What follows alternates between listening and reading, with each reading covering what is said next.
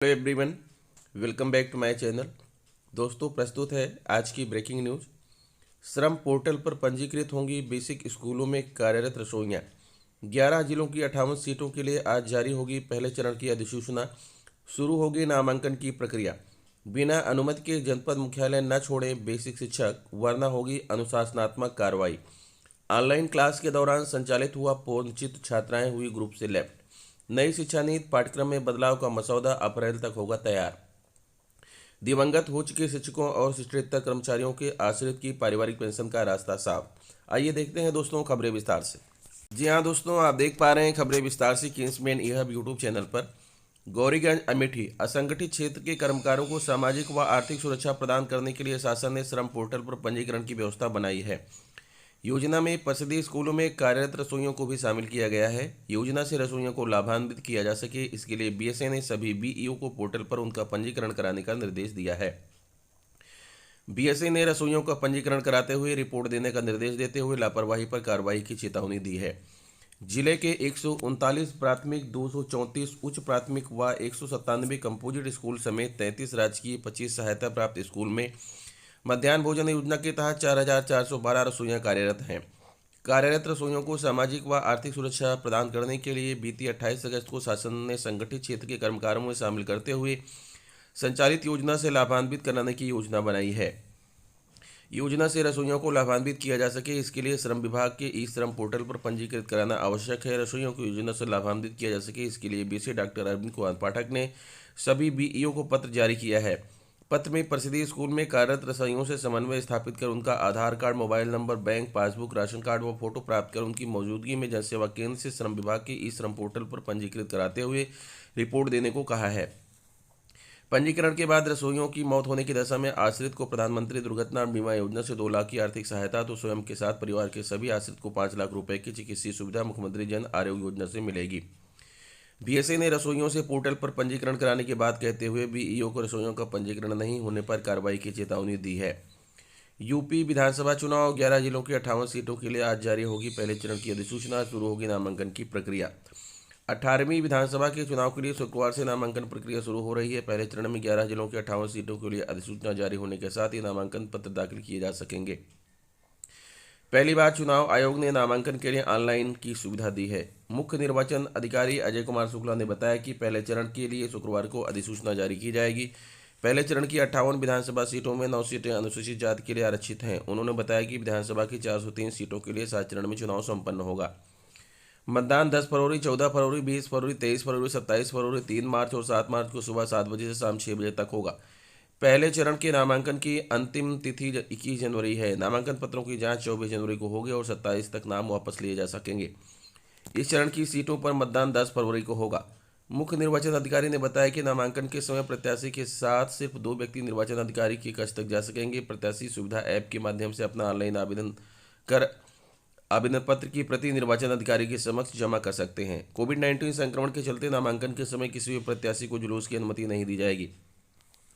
प्रत्याशी द्वारा नामांकन के समय केवल 2 गाड़ियों का ही प्रयोग किया जा सकेगा। जिन सीटों के लिए आज से नामांकन शुरू होगा उनमें शामली की कैराना, थाना भवन व शामली, मुजफ्फरनगर की बुढ़ाना, चरथावल, पुरकाजी सुरक्षित, मुजफ्फरनगर, खतौली व मीरपुर, मेरठ की सिवाल खास, सरधना, हसनापुर, किठौर, मेरठ कंटोनमेंट, मेरठ व मेरठ दक्षिण, बागपत की छपरौली, बड़ौत व बागपत, गाजियाबाद की लोनी, मुरादनगर, साहिबाबाद, गाजियाबाद व मोदीनगर, हापुड़ की धौलाना, हापुड़ सुरक्षित व गढ़मुक्तेश्वर, गौतम बुद्ध नगर की नोएडा, दादरी व जेवर, बुलंदशहर की सिकंदराबाद, बुलंदशहर, सियाना, अनूपशहर, डिवाई, शिकारपुर व खुर्जा सुरक्षित, अलीगढ़ की खैर सुरक्षित, बरौली, अतरौली, छर्रा, कोल, अलीगढ़ व इगलास सुरक्षित, मथुरा की छाता, मांड, गोवर्धन, मथुरा व बलदेव सुरक्षित और आगरा की एतमादपुर, आगरा कैंटोनमेंट सुरक्षित, आगरा दक्षिण, आगरा उत्तर, आगरा ग्रामीण सुरक्षित, फतेहपुर सीकरी, खैरागढ़, फतेहाबाद व बाह विधानसभा की सीटें शामिल हैं।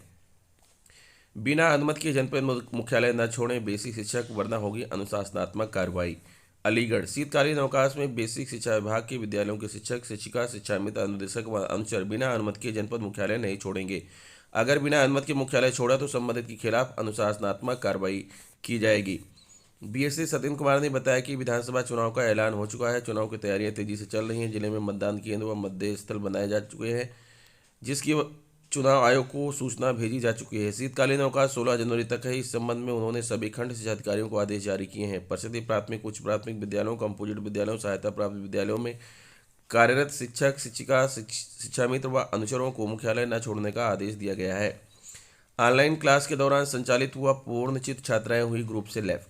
गौरीगंज अमेठी कोविड संक्रमण के दौरान जिला प्रशासन की ओर से कक्षा 10 के स्कूल 16 जनवरी तक बंद कर दिए गए हैं। स्कूल बंद होने पर स्कूलों द्वारा ऑनलाइन क्लास संचालित की जा रही है। बीते दिनों बुधवार को HAL स्कूल में हाई स्कूल की ऑनलाइन क्लास के दौरान अचानक स्क्रीन पर पूर्ण चित्र प्रदर्शित होने लगा। इसकी स्क्रीन पर पूर्ण चित्र प्रदर्शित होने के बाद बालिकाएं ग्रुप से बाहर हो गईं और पूरे मामले की जानकारी अपने परिजनों को दी। ऑनलाइन क्लास के दौरान पूर्ण चित्र प्रदर्शित होने की जानकारी के बाद अखिल भारतीय संगठित मजदूर न्यास ने स्कूल व थाने में शिकायती पत्र देकर कार्रवाई की मांग की है। बीते दिन बुधवार को मुंशीगंज स्थित HAL पब्लिक स्कूल में वीवेक्स लिंक के माध्यम से अलग अलग कक्षाओं के बच्चों को पढ़ाया जा रहा था। इसी दौरान सुबह 10 बजे हाई स्कूल की ऑनलाइन क्लास चल रही थी। इसी बीच उनकी स्क्रीन पर पूर्ण चित्र प्रदर्शित होने लगा। ऑनलाइन क्लास के दौरान मोबाइल स्क्रीन पर पूर्ण चित्र प्रदर्शित होते ही छात्राएं परेशान हो गए। छात्राओं ने तत्काल ग्रुप छोड़ दिया और उसकी जानकारी अपने परिवारजनों को दी। इसकी सूचना मिलते ही स्कूल में हड़कंप मच गया। मामला सार्वजनिक होने के बाद अखिल मजदूर असंगठित मजदूर न्यास के राष्ट्रीय अध्यक्ष संदीप सिंह ने मुंशीगंज थाने में शिकायती पत्र देकर स्कूल प्रशासन पर शिक्षण कार्य के दौरान नाबालिग छात्र छात्राओं के मामले में संवेदनहीनता बरतने का आरोप लगाते हुए कार्रवाई की मांग की है। नई शिक्षा नीति पाठ्यक्रम में बदलाव का मसौदा अप्रैल तक होगा तैयार। नई शिक्षा नीति के तहत सत्र 2023 में नर्सरी से जमा 2 तक पाठ्यक्रम में बदलाव हो जाएगा। पाठ्यक्रम तैयार करने के लिए 3 स्तर पर कार्य चल रहा है। प्रथम चरण में प्रदेश के सभी जिला डाइट 4 पोजीशन पेपर पर कार्य कर रही हैं। इसके आधार पर फरवरी 2022 में SCERT 25 पोजीशन पेपर तैयार कर अप्रैल में स्टेट की करिकुलम फ्रेमवर्क पूरा कर लेगी। इसके बाद national council for education and training state curriculum के आधार पर NCF तैयार करेगी। इस आधार पर पाठ्यक्रम तैयार होगा। कोविड के बीच नई शिक्षा नीति के तहत पाठ्यक्रम में बदलाव करने का मुख्य उद्देश्य विद्यार्थियों की रट्टा शिक्षा खत्म करना है।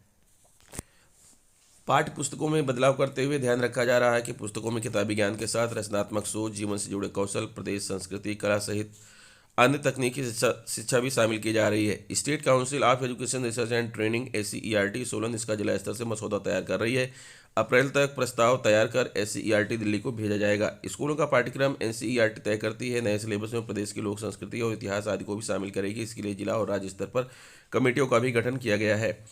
इस आधार पर तैयार हो रहा विषय SCF के प्रदेश नोडल अधिकारी जगदेव चंद्र शर्मा ने बताया कि नई शिक्षा नीति के तहत स्कूलों में 10+2 के स्थान पर 5+3+4 फॉर्मेट को शामिल किया जाएगा। पहले 5 साल में प्री प्राइमरी स्कूल को 3 साल और कक्षा 1 और 2 सहित फाउंडेशन स्टेज शामिल होंगी। इसके बाद कक्षा 3 से 5 के 3 साल शामिल हैं, यानी छठी से 8वीं तक की कक्षाएँ। चौथी स्टेज कक्षा 9वीं से जमा 2 तक के 4 साल होंगे। पहले 11वीं से विषय चुनने की आज़ादी थी, अब यह 8वीं कक्षा से रहेगी। शिक्षण के माध्यम के रूप में 1 से 5वीं तक मातृभाषा का प्रयोग किया जाएगा। जिला और प्रदेश स्तर पर चल रहा कार्य। रीटा शर्मा, प्रिंसिपल प्रदेश SCERT सोनल, रीटा शर्मा ने बताया कि पाठ्यक्रम में बदलाव को लेकर जिला और प्रदेश स्तर पर कार्य किया जा रहा है। अप्रैल में तैयार SCM NCERT को सौंपा जाएगा। दिवंगत हो चुके शिक्षकों और शिक्षणेतर कर्मचारियों के आश्रित की पारिवारिक पेंशन का रास्ता साफ। प्रयागराज प्रदेश के 4,500 से अधिक सहायता प्राप्त माध्यमिक स्कूलों के नई पेंशन योजना से आच्छादित दिवंगत हो चुके शिक्षकों और शिक्षणेतर कर्मचारियों के आश्रितों के लिए पुरानी पारिवारिक पेंशन का रास्ता साफ हो गया है। 19 मई 2016 का सरकार ने यह व्यवस्था दी कि NPS से आच्छादित किसी शिक्षक या कर्मचारी की सेवा काल में मृत्यु होने पर उसके आश्रित को पारिवारिक पेंशन तभी स्वीकृत की जाएगी जब उसके NPS खाते में जमा संपूर्ण धनराशि अर्थात अभिदाता अंशदान और नियोक्ता अंशदान दोनों सरकार को वापस लौटाया जाएगा। इस धन वापसी के लिए सरकार कर्मचारियों के मामले में तो खाते का प्रबंध किया था, लेकिन सहायता प्राप्त माध्यमिक विद्यालयों के मामले में अब तक इसे कोई खाता ही नहीं था। इसके कारण प्रदेश के सैकड़ों शिक्षक कर्मचारियों के आश्रितों की पारिवारिक पेंशन ही नहीं बन पा रही थी। उत्तर प्रदेश शासन ने वित्त विभाग के विशेष सचिव नील रतन कुमार ने 11 जनवरी 2022 को जारी आदेश में वित्त नियंत्रक माध्यमिक शिक्षा निदेशालय प्रयागराज उत्तर प्रदेश के पद नाम से बैंक खाता खोलने की व्यवस्था दे दी है। बैंक खाते का संचालन हुआ सिग्नेटरी से किया जाएगा, जिसमें वित्त नियंत्रक माध्यमिक के साथ शिक्षा निदेशालय के एक और अधिकारी को संयुक्त खातेदार बनाया जाएगा। यह खाता खुलने से मृत शिक्षकों व कर्मचारियों के NPS खातों में जमा संपूर्ण धनराशि ट्रस्टी बैंक के माध्यम से खाते में ट्रांसफर कर दी जाएगी, जिसे वित्त नियंत्रक प्रत्येक माह कोषागार में जमा करेंगे। इसके साथ ही आश्रित को पारिवारिक पेंशन स्वीकृत कर दी जाएगी। इनका कहना है खाता खोलने के लिए काफ़ी समय से संगठन की ओर से प्रयास किया जा रहा है। उम्मीद है कि पीड़ित परिवारों को जल्द पुरानी पेंशन का लाभ मिलेगा। साथ ही प्रदेश सरकार को केंद्र सरकार की तरह NPS में अभिदाता यानी कर्मचारी की ओर से किए गए अपने अंशदान तथा उसके लाभांश को भी उसके आश्रित को एकमुश्त देने का प्रावधान करना चाहिए। लालमणि द्विवेदी, प्रदेश महामंत्री माध्यमिक शिक्षक संघ ठकुराई ग्रुप, दोस्तों ये रहा आज का ब्रेकिंग न्यूज़। आशा करता हूँ वीडियो आपको अच्छी लगी होगी। अगर वीडियो अच्छी लगी है तो प्लीज़ मेरे चैनल को सब्सक्राइब कर लीजिए, बेल आइकन को प्रेस कर दीजिए। मिलते हैं आपसे नेक्स्ट वीडियो में कुछ नई जानकारी लेकर, तब तक के लिए नमस्कार।